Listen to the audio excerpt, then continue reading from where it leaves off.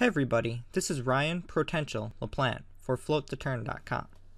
As this is my first video series in a while, I wanted to do something somewhat interesting. And as the Scoop main event was the last major online tournament that I played, I thought it would be pretty cool to do a stream of consciousness kind of review session of my play for the tournament.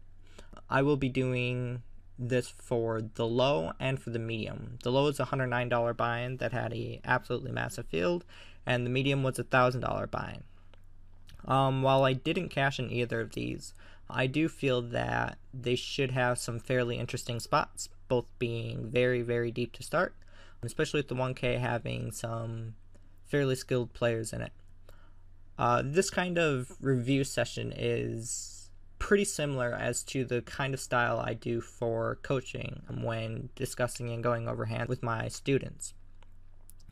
So because of this, I'm going to be showing you every single hand that I played, every single decision I made, and this is the first time that I've seen either of these.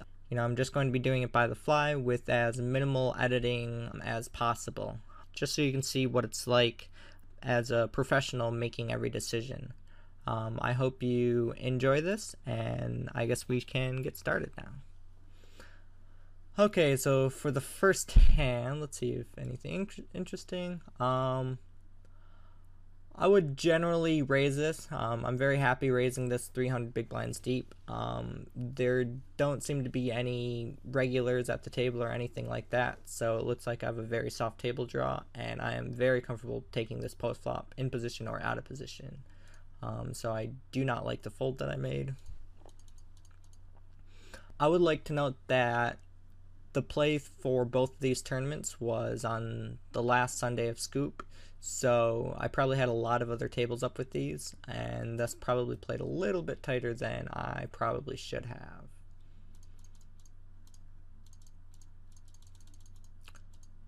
As I'm going over every decision, I'll try to go pretty quickly, but chances are these will still take a while. Each part should be around 30 minutes and should be a handful of parts. This should definitely be a raise, no reason not to. We have the button and two randoms in the blinds.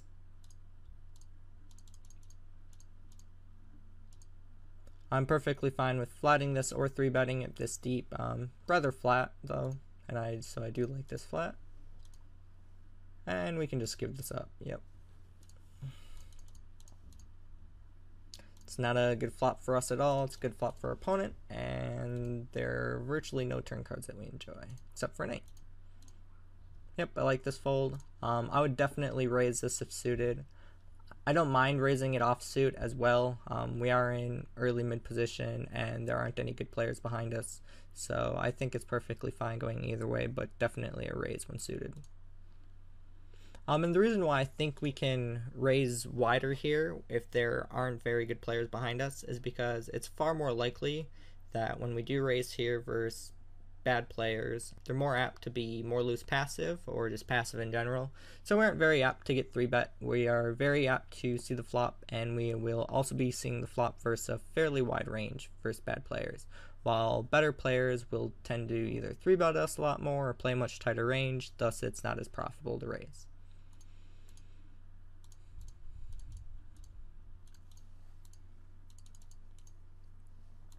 Definitely should have raised this here as well. Although one big ace hole, he is a decent rag, very good player from what I remember. Still perfectly fine raising that though, having the button's pretty big advantage in poker. Oh, I really should have called here. Dislike that fold a lot.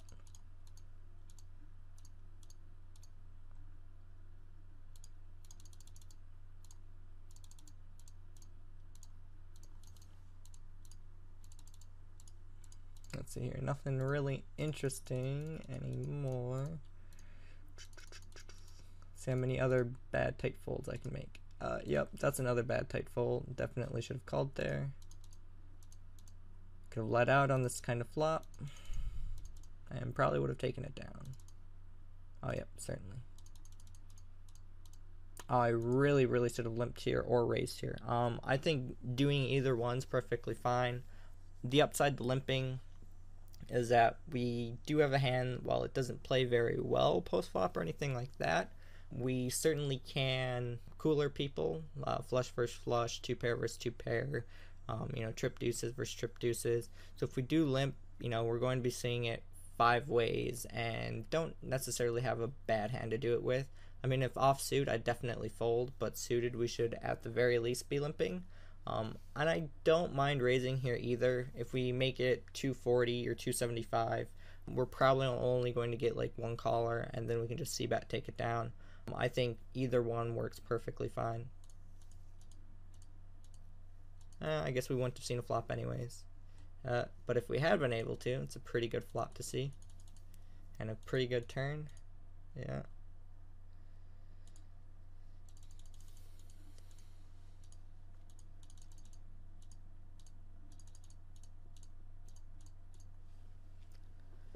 I don't mind 3-betting here or flatting here. Versus better players, I definitely prefer flatting. Versus bad players, I like 3-betting here. And versus bad players, with how deep we are, we should probably 3-bet even larger. I mean, a full 3x in position is a decent sized 3-bet, but we are still super deep, so I could probably like complete 4x it and make it 720 here instead of 540. But just a little bit of nitpicking by me. In general, I'd probably just check behind here, bet turns for value. I do think that they do have a lot of hands in their range that don't have an ace in it, but I don't think very many of those hands will call a bet on this drive of boards, so much rather check behind. C-betting here just seems like we're turning our hand into a bluff when we have a very solid bluff catcher. So now we could bet the turn small. I also don't mind checking behind just because, no draws were added. If they have like queen jack or something, they're still just folding. But if they do have like 10s or jacks now, they might peel the street. So I think it could go either way, and I'd probably still check it. Decide to bet really small, try and get some kind of value out of them though. I think I'd still prefer a check there though.